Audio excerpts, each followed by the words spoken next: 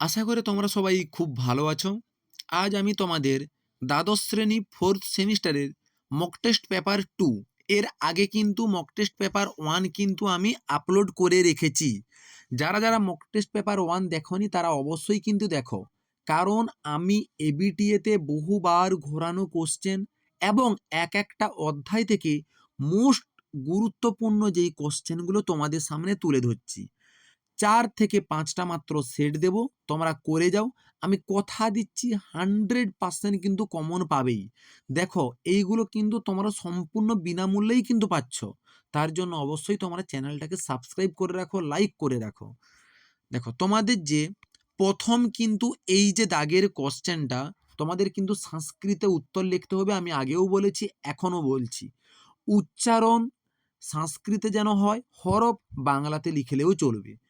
প্রথম যে কোশ্চেনটা বলেছে, আত্রেয়ী বনদেবতা সংবাদঃ কস্মাৎ গৃহীতঃ অস্য গ্রন্থস্য কবি কহ। নেক্সট প্রশ্ন, ধর্মাধ্যক্ষেন কদা কিং চরিতম। নেক্সট 3 নম্বর প্রশ্ন কি বলেছে, কিমর্থং মন্ত্রিণঃ স্বর্ণবীজ বপ্তুম ন ঐচ্ছন। এগুলো সব কোশ্চেনের উত্তর কিন্তু আমি আমার ইউটিউব চ্যানেলে আপলোড করে রেখেছি। নেক্সট তোমাদের কি বলেছে, রে চৌর পাপ পুরুষ সাধম ক কম অববদ। খুব গুরুত্বপূর্ণ প্রশ্ন কিন্তু, বুঝলে? এইগুলো কিন্তু সংস্কৃতে তোমরা লিখবে। নেক্সট তোমাদের এই যে দাগের প্রশ্নটা, এটা কিন্তু তোমরা বাংলাতেই লিখতে হবে। প্রথম যে প্রশ্নটা বলেছে, রাজলক্ষ্মী প্রতিষ্ঠার উপায় কি? বনেচরকে কে কেন নিযুক্ত করেছিল? মৃত্যু আসন্ন হলে কি করণীয়?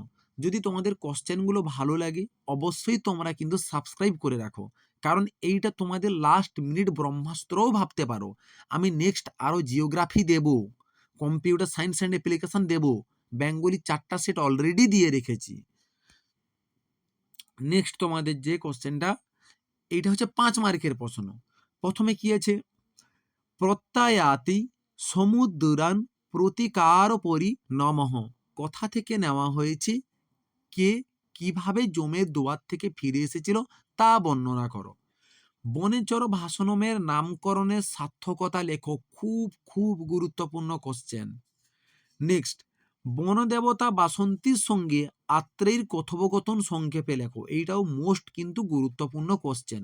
আমি যতগুলো কোশ্চেন তোমাদের দেখাচ্ছি সমস্ত কোশ্চেনই কিন্তু গুরুত্বপূর্ণ কোশ্চেন। নেক্সট তোমাদের যে ব্যাকরণের যে পার্টিশনটা রয়েছে, প্রথম যে কোশ্চেন রয়েছে, কারক কাকে বলে, কয় প্রকার ও কি কি? নম শব্দযুগে কোন বিভক্তি হয়, উদাহরণ দাও। সমাস শব্দের অর্থ কি? নেক্সট রয়েছে পদ গঠন করো। বুধ নিচ লটতি, একটা রয়েছে শ্রীজ সন লটতে। নেক্সট প্রশ্ন রয়েছে, স্ত্রী প্রত্যয় কি, কয়টি ও কি কি? সনাদি প্রত্যয় কি কি?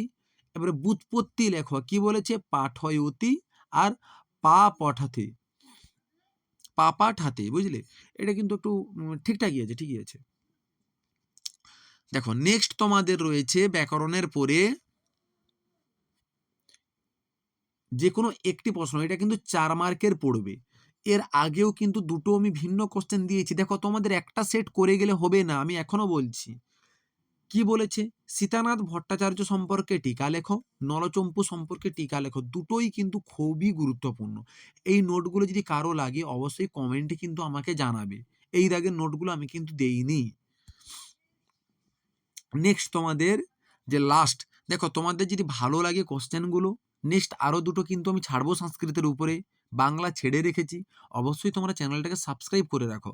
অনেক কষ্ট করে কিন্তু তোমাদের ভিডিওগুলো বানাচ্ছি, মোস্ট গুরুত্বপূর্ণ কোশ্চেনগুলো তোমাদের সামনে তুলে ধরছি।